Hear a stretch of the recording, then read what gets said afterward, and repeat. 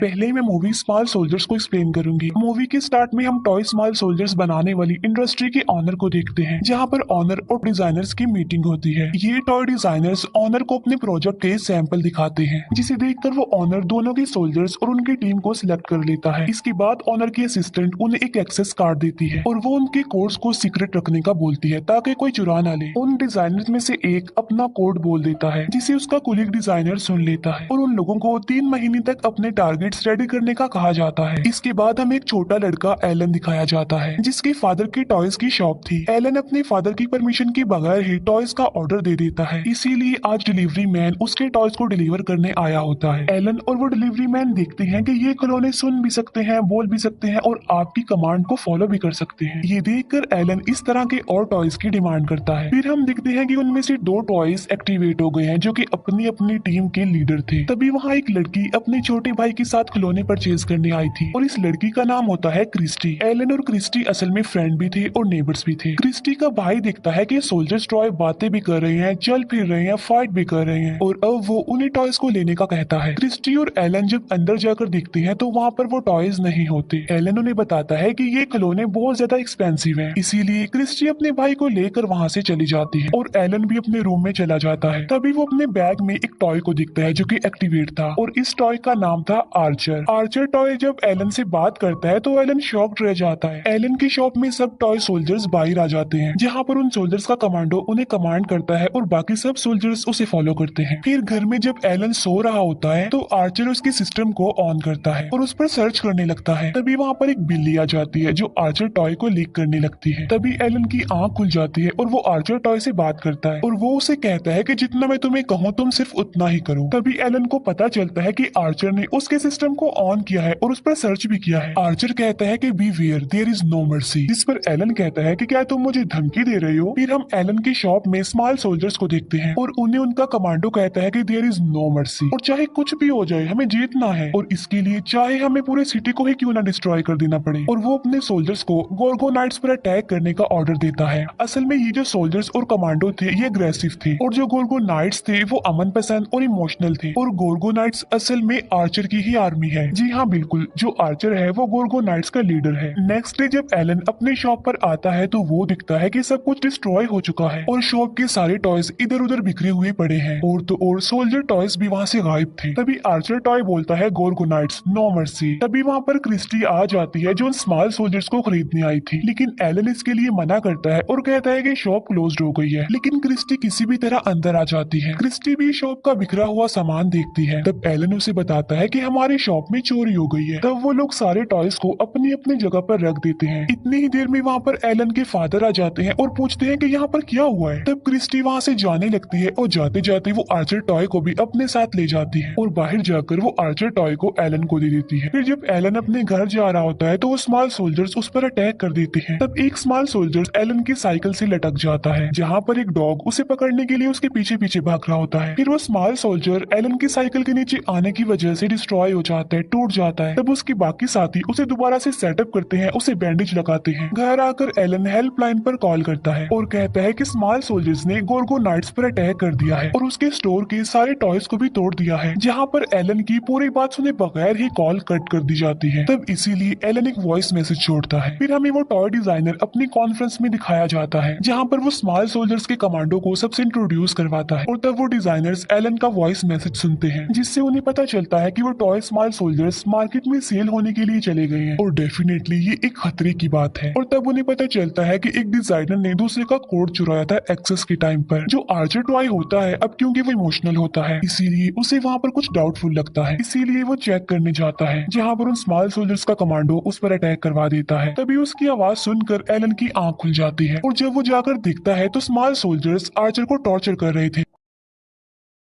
और यहाँ पर एलन आकर उसे बचा लेता है। इतनी ही देर में वहाँ पर एलन के पेरेंट्स भी आ जाते हैं और एलन उन्हें सारी बात बता देता है और वो अपने पेरेंट्स को सॉरी भी बोलता है और साथ साथ वो उन्हें आर्चर टॉय भी दिखाता है और बताता है कि ये बातें भी कर सकता है, चल फिर भी सकता है और कमांड को फॉलो भी कर सकता है। लेकिन उस टाइम आर्चर कोई भी रिस्पॉन्स नहीं करता। एलन के पेरेंट्स उस पर बहुत ज्यादा गुस्सा करते हैं, इसीलिए वो वहाँ से चला जाता है, जहाँ पर एलन अपने साथ आर्चर को भी लेकर जाता है। आर्चर एलन को बताता है कि मेरी आर्मी यानी गोर्गोनाइट्स अभी डिस्ट्रॉय नहीं हुए हैं, जिस पर एलन पूछता है तो फिर वो कहाँ पर है। फिर वो स्मॉल सोल्जर्स एक जगह पर पहुंचते हैं जहाँ पर उनका एक सोल्जर मर जाता है, जिस पर कमांडो कहता है कि हम इसका बदला जरूर लेंगे और वो अपने सोल्जर्स को वॉर की तैयारी करने के लिए बोलता है। दूसरी तरफ एलन को गोर्गोनाइट्स बाहर ट्रैश में मिल जाते हैं, जिसे देखकर एलन को पता चल जाता है कि वो डिस्ट्रॉय नहीं हुए हैं, इसीलिए वो खुश हो जाता है। फिर वो दोनों टॉय डिजाइनर्स लैब में आ जाते हैं जहाँ पर उन्हें पता चलता है कि X10000 एक मास्टरपीस माइक्रो प्रोसेसर है और ये टाइम के साथ साथ और ज्यादा डेवलप होते जाएंगे। एलन क्रिस्टी से फोन पर बातें कर रहा होता है और उनकी बातें कमांडो सुन लेता है। फिर वो स्मॉल सोल्जर्स अपने वेपन्स बना रहे होते हैं और वो गोर्गोनाइट्स को डिस्ट्रॉय करने का प्लान बनाते हैं और वो जल्दी से क्रिस्टी के घर पहुंच जाते हैं, जहाँ पर वो क्रिस्टी के पेरेंट्स को नींद की मेडिसिन देकर उन्हें सुला देते हैं, जहाँ पर क्रिस्टी का छोटा भाई उन्हें देख लेता है और वो सब मिलकर क्रिस्टी के भाई को भी बांध देते हैं और वहाँ पर जितनी भी डॉल्स होती हैं वो उनको टारगेट कर देते हैं। कमांडो कहता है कि ये डॉल्स हमारी न्यू आर्मी है और वो उन्हें अपने मरे हुए सोल्जर्स की बैटरी से एक्टिवेट कर देते हैं। फिर क्रिस्टी अपने फ्रेंड के साथ अपने घर पर आ जाती है और उसका फ्रेंड उसे ड्रॉप करके चला जाता है और वो अपने जैकेट कबर्ड में रख रही होती है, जहाँ पर कबर्ड में उसके भाई को बांध कर रखा गया था, लेकिन क्रिस्टी की नजर उस पर नहीं पड़ती। फिर वो अपने रूम में जाती है जहाँ पर वो अपनी डॉल्स को देखकर शॉक्ड रह जाती है और तब उसकी डॉल्स उसे नीचे गिराकर बांध देती है, लेकिन तभी उसका फ्रेंड उसकी आवाज सुन के दोबारा से घर में आ जाता है, जहाँ पर वो सोल्जर्स उस पर अटैक कर देते हैं और सोल्जर्स उसकी बॉडी पर आग लगा देते हैं। फिर वो स्मॉल सोल्जर्स एलन के पास क्रिस्टी की वीडियो कैसेट भेजते हैं जिसमें कहा गया था कि गोर्गोनाइट्स को हमारे हवाले कर दिया जाए। तब एलन एक बॉक्स पर गोर्गोनाइट्स लिखकर उसे घर के बाहर रख देता है और वो आर्चर टॉय को क्रिस्टी के घर भेजकर उसके घर का दरवाजा खुलवाता है और खुद अंदर चला जाता है, जहाँ पर वो डॉल्स उस पर भी अटैक कर देती हैं और तब आर्चर क्रिस्टी को छुड़वाने लगता है और अब वो दोनों मिलकर डॉल्स को डिस्ट्रॉय करने लगते हैं। फिर स्मॉल सोल्जर्स उस बॉक्स को ब्लास्ट कर देते हैं क्योंकि वो समझ रहे थे कि उस बॉक्स में गोर्गोनाइट्स हैं, लेकिन उसमें गोर्गोनाइट्स नहीं बल्कि एक रिकॉर्डर था। ये देखकर वो सोल्जर्स और कमांडो एलन और क्रिस्टी पर अटैक कर देते हैं। तब वो दोनों वहाँ से भागने लगते हैं, लेकिन तब वो देखते हैं कि वहाँ पर वो सोल्जर्स भी आ गए हैं और उनके पीछे पड़ गए हैं। वो सोल्जर्स उन पर अटैक करते हैं और उनका रास्ता रोकने की कोशिश करते हैं, लेकिन तभी वहाँ पर एक ब्लास्ट होता है जिसे देखकर एलन और क्रिस्टी समझ रहे थे कि वो सोल्जर्स डिस्ट्रॉय हो गए हैं और इसीलिए वो रिलैक्स होकर अपने घर जा रहे होते हैं, लेकिन तभी वो सोल्जर्स दोबारा से उड़ जाते हैं। फिर वो दोनों टॉय डिजाइनर्स एलन के पास पहुंचते हैं। तब एलन बताता है कि कमांडो में कोई खराबी है, कोई गड़बड़ है उसमें, और तभी दूसरे डिजाइनर को गोर्गोनाइट्स दिखाई देते हैं क्योंकि इसी डिजाइनर ने गोर्गोनाइट्स को डिजाइन किया था। लेकिन तभी वहाँ पर लाइट्स ऑफ हो जाती है और बाहर वो स्मॉल सोल्जर्स आ जाते हैं और उन्होंने उस डिलीवरी मैन को ट्रक में ही बांध दिया था। क्रिस्टी का फादर इस सब को सिर्फ एक गेम समझ रहा था, इसीलिए वो बाहर जाता है जहाँ पर वो स्मॉल सोल्जर्स उन लोगों पर अटैक कर देते हैं और उन लोगों पर वो बॉम्ब्स फेंकते हैं। फिर वो एक काफी बड़ा ब्लास्ट करके उनके दरवाजे को तोड़ देते हैं और खुद अंदर आ जाते हैं और अब वो उनके घर में भी घुस गए थे। आर्चर अपनी आर्मी यानी गोर्गोनाइट्स को कहता है कि हमें एलन की हेल्प करनी चाहिए और तब सारे गोर्गोनाइट्स उन सोल्जर से लड़ने के लिए बाहर आ जाते हैं। तब एक सोल्जर एलन के फादर को एक जाल में फंसा देता है। तभी एलन को बचाने के लिए आर्चर उस कमांडो से फाइट करता है, लेकिन वो कमांडो आर्चर को ही मारकर नीचे फेंक देता है। तब गुस्से में आकर एलन कमांडो को इलेक्ट्रिक शॉक देकर उसे मार डालता है। कमांडो के मरने से वहाँ पर ब्लास्ट हो जाता है और सारे स्मॉल सोल्जर्स भी डिस्ट्रॉय हो जाते हैं। नेक्स्ट इंडस्ट्री का ऑनर वहाँ पर आता है और जितने भी लोगों का नुकसान हुआ होता है उसे पूरा करने के लिए वो सबको चेक देता है। एलन समझ रहा था कि सब गोर्गोनाइट्स डिस्ट्रॉय हो गए हैं, लेकिन तभी उसे आर्चर समेत सारे गोर्गोनाइट्स मिल जाते हैं जो कि एक्टिवेट ही होते हैं और फिर एलन उन सबको उस जगह पर लेकर जाता है जिसके बारे में आर्चर ने नेट पर सर्च किया था और यहीं पर मूवी स्मॉल सोल्जर्स एंड हो जाती है। और अब मैं एक्सप्लेन करने वाली हूँ डाउन साइजिंग मूवी को। मूवी के स्टार्ट होते ही हमें बताया जाता है कि साइंटिस्ट ने एक ऐसी टेक्निक बना ली है जिससे किसी भी इंसान को साइज में छोटा किया जा सकता है। इस टेक्निक का नाम होता है डाउन साइजिंग। इसका इस्तेमाल करके किसी भी इंसान को 5 इंच का किया जा सकता है।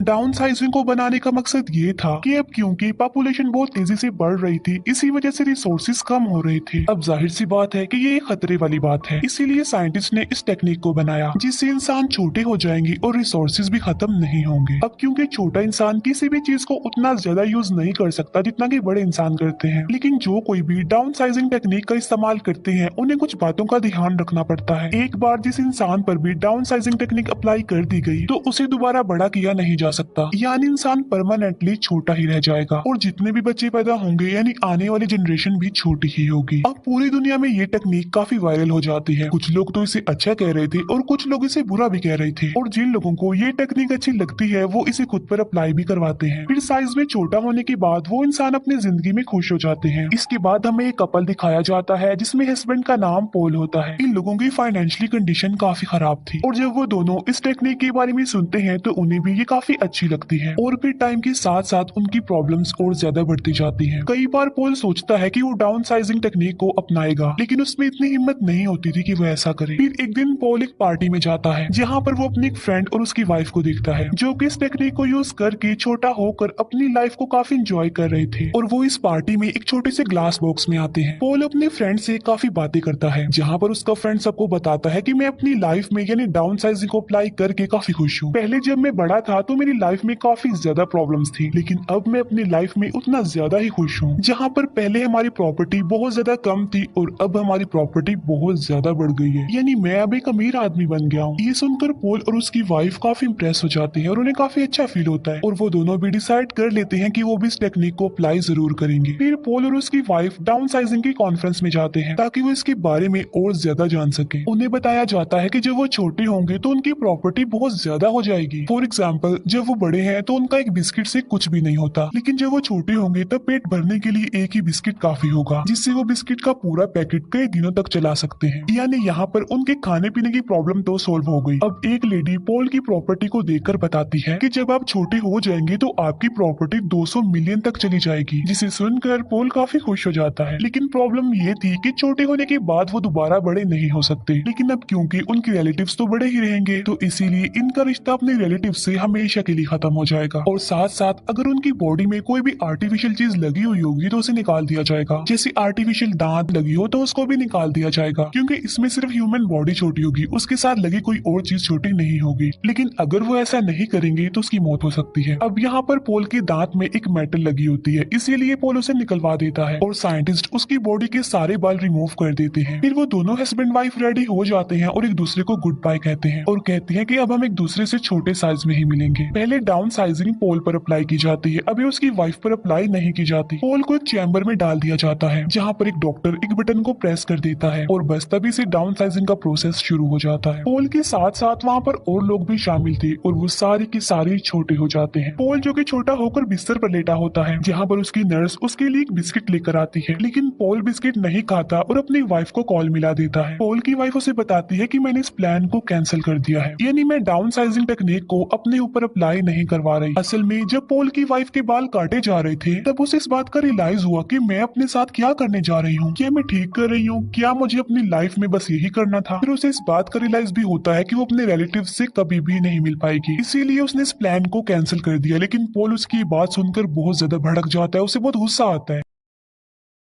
क्योंकि अब वो छोटा हो गया था और दोबारा वो बड़ा नहीं हो सकता था, और इसी वजह से उन दोनों में सेपरेशन हो जाती है क्योंकि वो दोनों अब साथ नहीं रह सकते। इसके बाद पॉल अपनी लाइफ स्पेंड करने के लिए किसी दूसरी जगह पर चला जाता है और ये जगह खास तौर पर डाउन साइजिंग लोगों के लिए बनाई गई थी। पॉल वहाँ पर एक घर में बिल्कुल अकेला रहता था, उसके साथ उसके कोई फ्रेंड्स नहीं थे। फिर काफी टाइम गुजर चुका था और पॉल अपनी वाइफ को डिवोर्स भी दे चुका था ताकि वो अपनी लाइफ का एक न्यू स्टार्ट ले सके। फिर अगले दिन वो न्यूज देखता है जिसमें वो देखता है कि अमेरिका से एक बॉक्स भेजा गया था जिसमें तकरीबन 15 लोग डाउन साइजिंग टेक्निक को यूज करके यहाँ पर आ रहे थे, लेकिन उनमें सब लोग मर गए सिवाय एक लड़की के। फिर पॉल एक पार्टी के बाद अपने घर में आकर सो जाता है। फिर नेक्स्ट डे उसे वही लड़की दिखाई देती है जिसे उसने न्यूज में देखा था। वो लड़की उस घर को साफ करती है और पॉल के लिए खाना बनाती है। असल में उस लड़की का कोई घर नहीं होता और पॉल भी अकेला रह रहा था, इसीलिए उसे यहाँ पर भेज दिया गया। फिर ये दोनों एक दूसरे से काफी घुल मिल जाते हैं और एक दूसरे को काफी पसंद करने लगते हैं। फिर वहीं पर हमें एक टूटा फूटा एरिया भी दिखाया जाता है और ये भी छोटे लोगों का ही एरिया था। ये वो छोटे लोग थे जिन्होंने डाउन साइजिंग टेक्निक को यूज तो किया लेकिन गलत तरीके से किया, इलीगल तरीके से किया, और इसीलिए वो यहाँ पर रह रहे हैं, यानी उन्हें डाउन साइजिंग टेक्निक अपनाने का कोई भी फायदा नहीं हुआ। जैसे उनकी लाइफ बड़े होने पर थी, छोटे होने पर भी उनकी लाइफ वैसे ही थी, यानी उन्हें ज्यादा फर्क नहीं पड़ा। फिर पॉल वहाँ जाने का फैसला करता है जहाँ से इस टेक्निक का आगाज हुआ था, और जिस साइंटिस्ट ने सबसे पहले इसे खुद पर अप्लाई किया था वो भी वहीं पर ही रहता था, क्योंकि पॉल उससे जानना चाहता था कि क्या वो दोबारा किसी तरीके से बड़ा हो सकता है। वो साइंटिस्ट साइंटिस्ट कहता है कि मैंने बड़ी मेहनत करके इस दुनिया को बचाने के लिए ये टेक्निक बनाई थी, लेकिन हकीकत तो ये है कि अब तुम बड़े नहीं हो सकते बल्कि हमेशा ऐसे ही छोटे रहोगे। और अब पोल भी समझ जाता है कि वो अब कभी भी दोबारा बड़ा नहीं हो सकता, लेकिन वो खुश था क्योंकि उसे एक अच्छा पार्टनर जो मिल गया था उस लड़की की सूरत में, और उसके साथ ही वो खुशी खुशी अपनी लाइफ गुजार सकता है। वो साइंटिस्ट बताता है कि मैंने इस जगह को कुछ ऐसे डिजाइन किया है कि यहाँ पर कोई भी खतरा नहीं आ सकता और ये कभी भी खत्म नहीं होगी, और अगर तुम चाहो तो हमारे साथ रह सकते हो। जिस पर पोल कहता है कि नहीं, जमीन खत्म होने के साथ मैं भी उसके साथ खत्म होना चाहता हूँ, और मेरी जितनी भी जिंदगी बची है मैं उसे अच्छे से खुशी खुशी गुजारना चाहता हूँ। और इसीलिए वो वापस अपनी जगह पर आ जाता है और उस लड़की के साथ बहुत अच्छी से जिंदगी गुजारने लगता, एक नया स्टार्ट लेकर। और इसी के साथ ही मूवी यहीं पर एंड हो जाती है। Thank you for watching.